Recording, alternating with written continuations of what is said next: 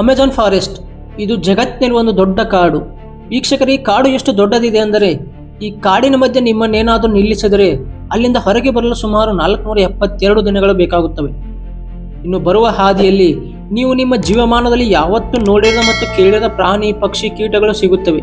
ಅವುಗಳ ಉದ್ದೇಶ ಒಂದೇ ಆಗಿರುತ್ತದೆ, ನಿಮ್ಮನ್ನು ಬೇಟೆಯಾಡಿ ತಮ್ಮ ಹಸಿವನ್ನು ನೀಗಿಸಿಕೊಳ್ಳುವುದು. ಇದು ಅಮೆಜಾನ್ ಫಾರೆಸ್ಟ್.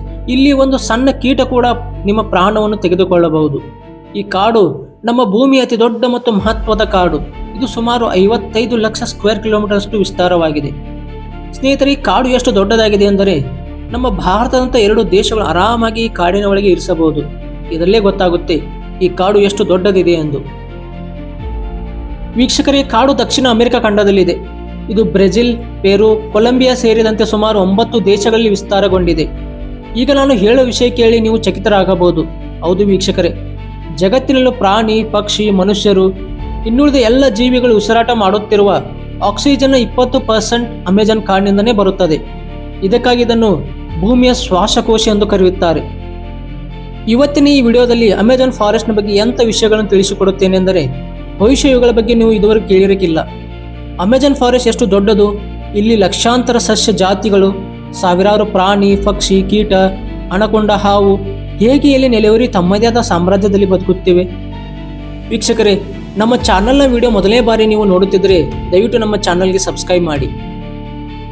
ವೀಕ್ಷಕರೇ, ಅಮೆಜಾನ್ ಫಾರೆಸ್ಟ್ನ ಒಟ್ಟು ವಿಸ್ತೀರ್ಣ 55 ಲಕ್ಷ ಸ್ಕ್ವೇರ್ ಕಿಲೋಮೀಟರ್. ನಾವೇನಾದರೂ ಈ ಕಾಡಿನ ಬಾರ್ಡರ್ನ ಲೆಕ್ಕ ಹಾಕಿದರೆ ಅದು ಸುಮಾರು 9600 ಕಿಲೋಮೀಟರ್ನಷ್ಟಾಗುತ್ತದೆ. ಈ ದಟ್ಟವಾದ ಮತ್ತು ವಿಸ್ಮಯದ ಕಾಡನ್ನು ಮಳೆ ಕಾಡು ಅಥವಾ ರೇನ್ ಫಾರೆಸ್ಟ್ ಅಂತ ಕರೀತಾರೆ. ಯಾಕಂದರೆ ಪೂರ್ತಿ ವರ್ಷದಲ್ಲಿ ಒಂದೇ ಒಂದು ವಾರ ಕೂಡ ಮಳೆ ಇಲ್ಲದೆ ಇರುವುದಿಲ್ಲ. ವರ್ಷ ಪೂರ್ತಿ ಇಲ್ಲಿ ಮಳೆ ಬೀಳುತ್ತಲೇ ಇರುತ್ತದೆ. ಅಮೆಜಾನ್ ಫಾರೆಸ್ಟ್ ಎಷ್ಟು ದಟ್ಟವಾದ ಕಾಡು ಅಂದರೆ ಮಳೆಯಾದ ನಂತರ ಮಳೆ ಹನಿಗಳು ಅಮೆಜಾನ್ ಫಾರೆಸ್ಟ್ ಕಾಡಿನ ನೆಲ ಅಥವಾ ಭೂಮಿ ಮುಟ್ಟಲಿಕ್ಕೆ ಕನಿಷ್ಠ ಅಂದ್ರೆ 5 ರಿಂದ 10 ನಿಮಿಷ ತೆಗೆದುಕೊಳ್ಳುತ್ತದೆ. ದಿನದ ಸಮಯ ಕೂಡ ಇಲ್ಲಿ ರಾತ್ರಿ ತರ ಭಾಸವಾಗುತ್ತದೆ. ಅದಕ್ಕೆ ಕಾರಣ ಸೂರ್ಯನ ಕಿರಣಗಳು ಈ ದಟ್ಟವಾದ ಕಾಡನ್ನು ಬೇಯಿಸಿ ನೆಲಕ್ಕೆ ಬೀಳೋದೇ ಇಲ್ಲ. ಅಮೆಜಾನ್ ಫಾರೆಸ್ಟ್ನ ದಟ್ಟವಾದ ಮೆಲ್ಕಟ್ಟು, ನೀರು ಮತ್ತು ಹೆಚ್ಚಾದ ಆಕ್ಸಿಜನ್ನ ಕಾರಣದಿಂದಾಗಿ ಇಲ್ಲಿ ಸುಮಾರು 40,000ಕ್ಕಿಂತ ಹೆಚ್ಚು ಸಸ್ಯಗಳು, 3,000ಕ್ಕಿಂತ ಅಧಿಕ ಮೀನುಗಳು, 1,200ಕ್ಕಿಂತ ಅಧಿಕ ಹಕ್ಕಿಗಳು, 400ಕ್ಕಿಂತ ಅಧಿಕ ಸಸ್ತನಿಗಳು ಮತ್ತು 2.5 ದಶಲಕ್ಷಕ್ಕೂ ಅಧಿಕ ಕೀಟ ಪ್ರಭೇದಗಳಿವೆ. ವೀಕ್ಷಕರೇ, ಈ ಕಾಡು ಹೊರಗಡೆಯಿಂದ ನೋಡಲಿಕ್ಕೆ ತುಂಬಾ ಸುಂದರವಾಗಿದೆ, ಆದರೆ ಅಷ್ಟೇ ಒಳಗಡೆಯಿಂದ ಅದಕ್ಕಿಂತಲೂ ಅಪಾಯಕಾರಿಯಾಗಿದೆ.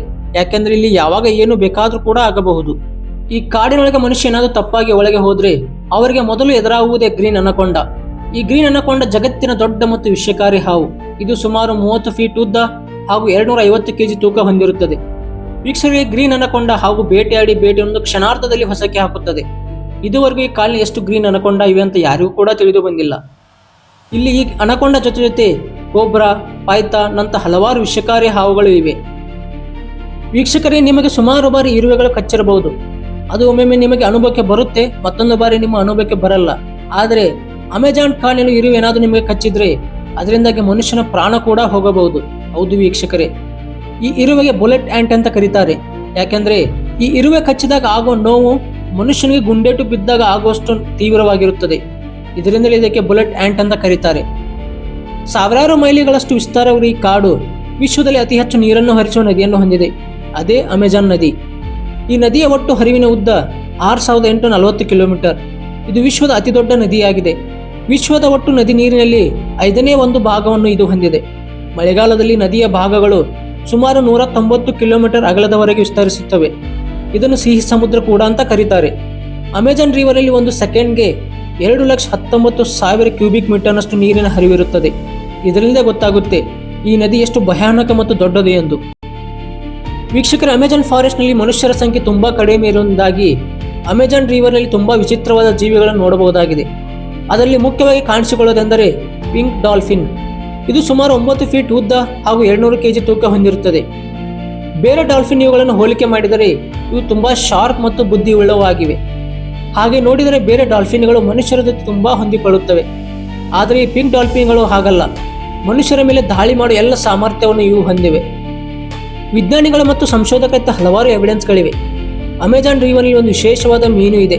ಇದಕ್ಕೆ ವಿದ್ಯುತ್ ಮೀನು ಅಥವಾ ಎಲೆಕ್ಟ್ರಿಕ್ ಈಲ್ ಎಂದು ಕರೆಯುತ್ತಾರೆ. ವೀಕ್ಷಕರೇ, ಈ ಮೀನುಗಳ ಹಾವಿನಂತ ಉದ್ದನೆ ದೇಹವನ್ನು ಹೊಂದಿದ್ದು ಸುಮಾರು 2.75 ಮೀಟರ್ ಅಂದರೆ 9 ಅಡಿವರೆಗೆ ಬೆಳೆಯಬಲ್ಲವು. ಈ ಮೀನುಗಳು ತಮ್ಮನ್ನು ರಕ್ಷಣೆ ಮಾಡಿಕೊಳ್ಳಲು ವಿದ್ಯುತ್ ಶಾಖ ಬಳಸುತ್ತವೆ. ಇದುವರೆಗೆ ಅತಿ ಹೆಚ್ಚು ಅಂದರೆ 860 ವೋಲ್ಟ್ಸ್ ಕರೆಂಟ್ ರೆಕಾರ್ಡ್ ಆಗಿದೆ. ಅಮೆಜಾನ್ ರಿವರಲ್ಲಿ ಇಂಥ ಹಲವಾರು ರೀತಿಯ ಸಂಗತಿಗಳು ನಡೆದಿವೆ.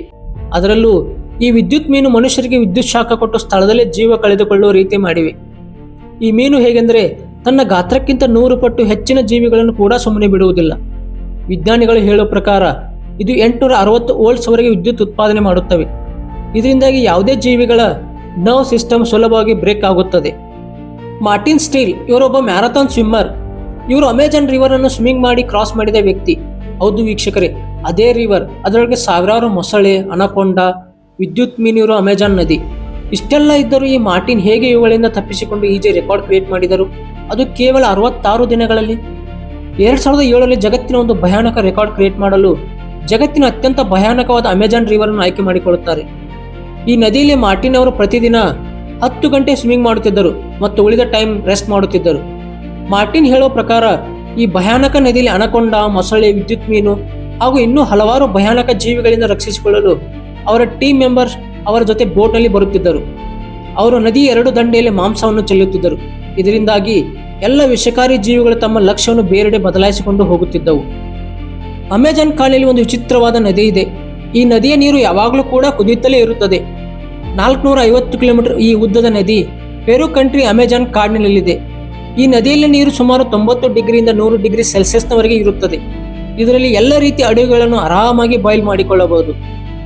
ಪೂರ್ಣ ವರ್ಷ ಈ ನದಿಯ ನೀರು ಯಾವಾಗಲೂ ಕುದಿಯುತ್ತಲೇ ಇರುತ್ತದೆ. ಆದರೆ ಇದುವರೆಗೂ ಇದರ ಬಗ್ಗೆ ಯಾರಿಗೂ ಈ ನದಿಯ ನೀರು ಯಾಕೆ ಕುದಿಯುತ್ತದೆ ಅಂತ ತಿಳಿದು ಬಂದಿಲ್ಲ.